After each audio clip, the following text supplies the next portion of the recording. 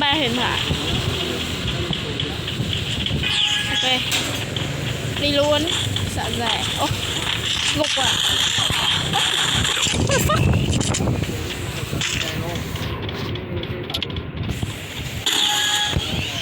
Anh em hát hả?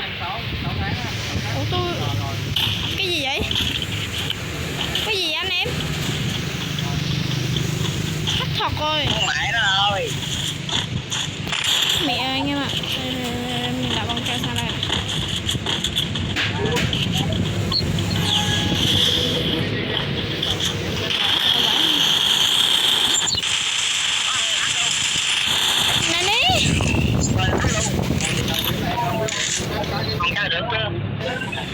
Hát hết rồi.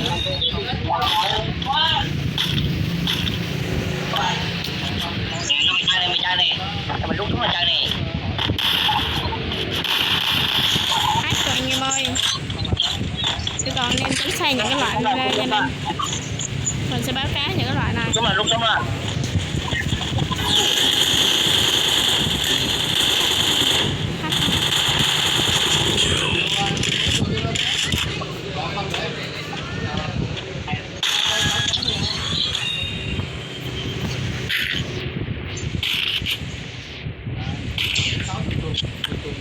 Hát rồi anh em ơi. Hát thật.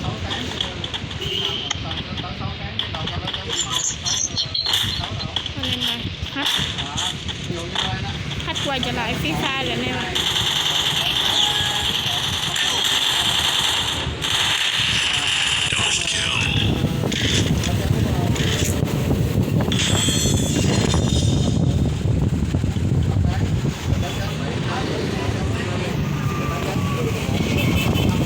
Mới vô trận mà đã bị hack rồi nên là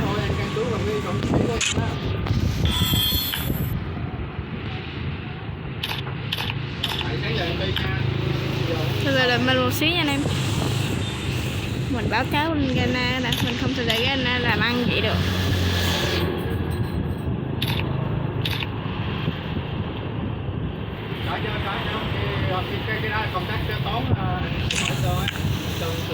Hack hết rồi anh em ạ. Bây giờ mình sẽ lên chuyên chủ của garena phía sau mình báo cáo. Ok.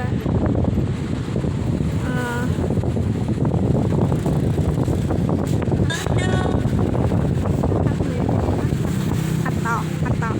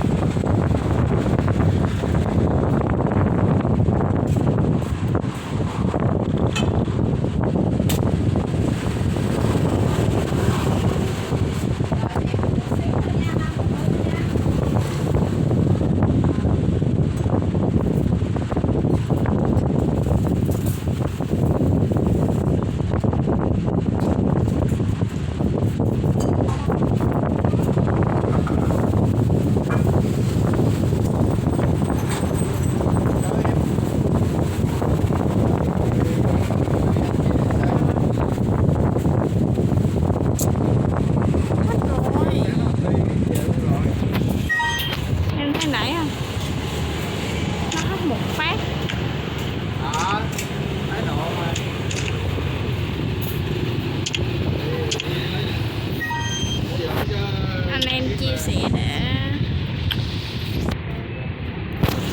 để garena xử lý anh em nhớ chia sẻ nha.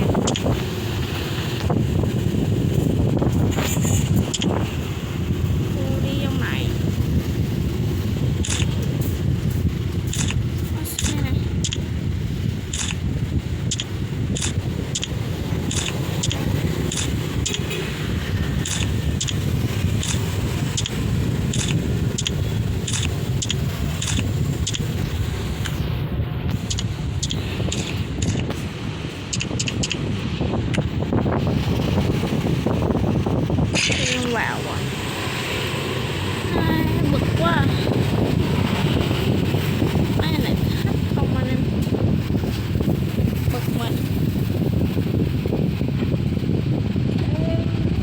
biết mấy anh nó nghĩ gì.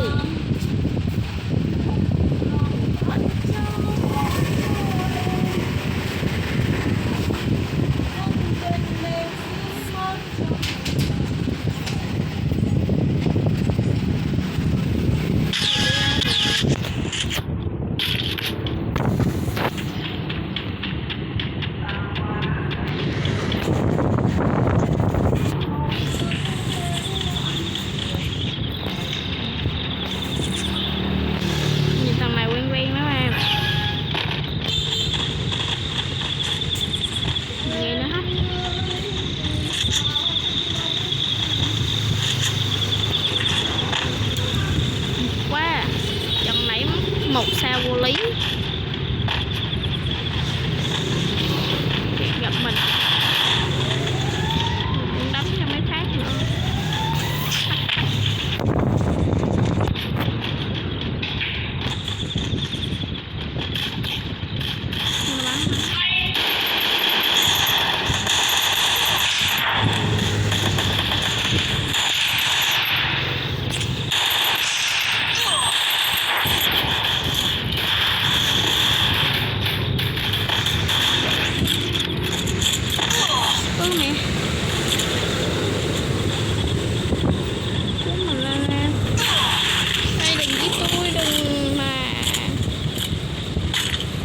Lòng nào với tôi.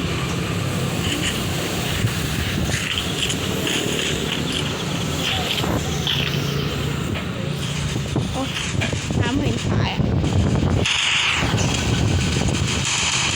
Ôi, sau lưng ông ơi. Sau lưng ấy. Sau lưng kìa. Ngon quá.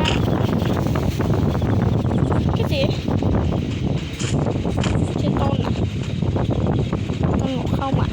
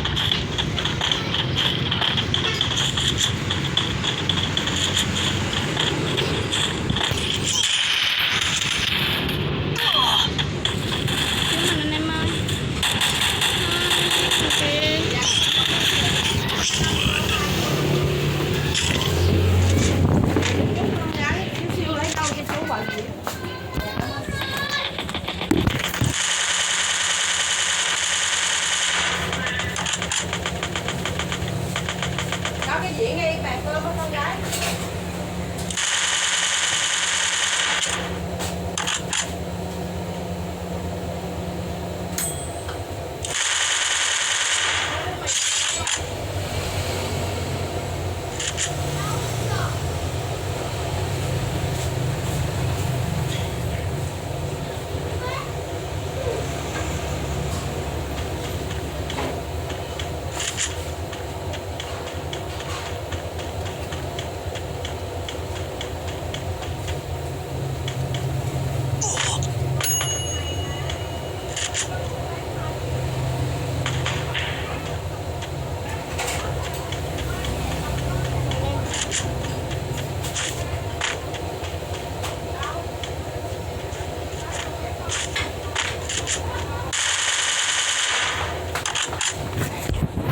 Ok anh em, thì sau khi mà mình quay lại rồi đây thì hồi nãy mình có đang bán cho mẹ mình.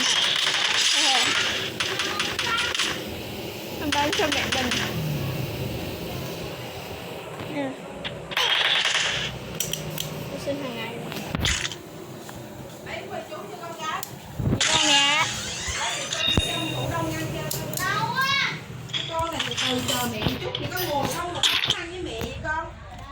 Trên tủ đông.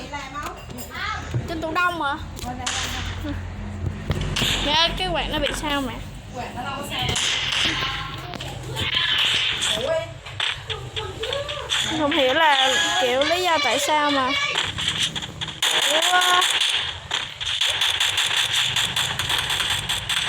Ôi, mình xếp luôn nè. Mình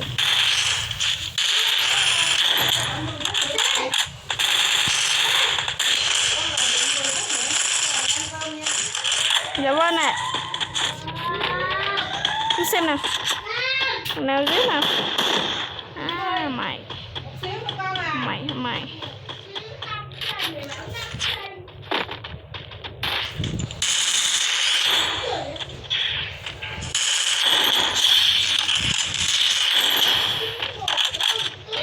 Rồi nó chạy sang luôn ngay, nhưng mà nó chạy sang đó đè.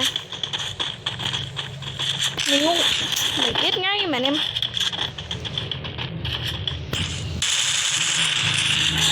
Rồi ok. Ok anh em. Được anh em. Sẽ mình một thăm xanh nữa.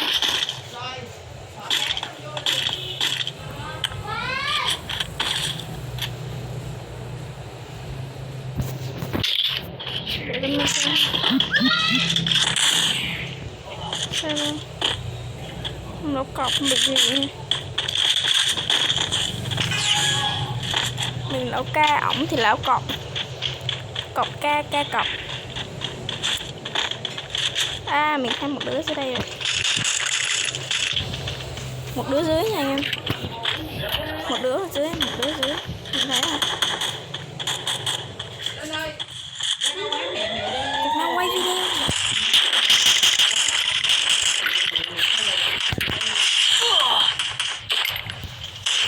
Ok anh em chơi anh em. Kiểu cái thằng kia nó giết mình em. Đâu vậy trời. Đâu vậy? Mình đai anh em ạ. Đai rồi là đai rồi. Đây rồi là đai rồi. Nó bên kia kìa. Đặt đi đâu vậy ông nội?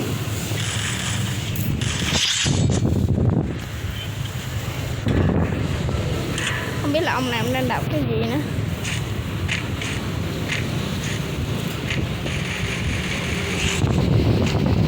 Ok. Giỏi. Làm việc. Đây nào. Tôi xanh rồi à. Này.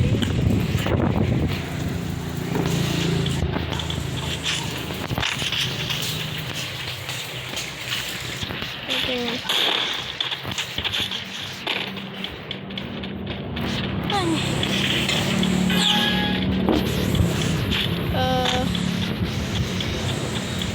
Có lẽ mình nên chạy xuống đây.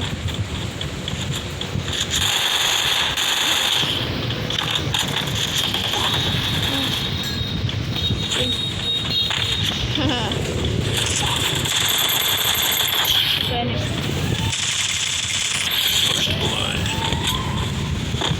Mệt lạ. Từ đây chạy xuống đây rồi.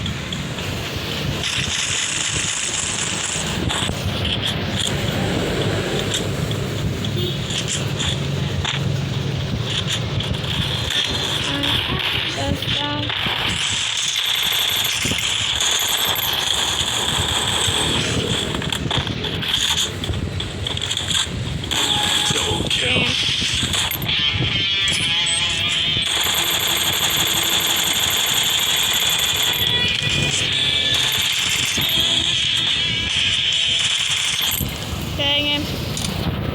Ui.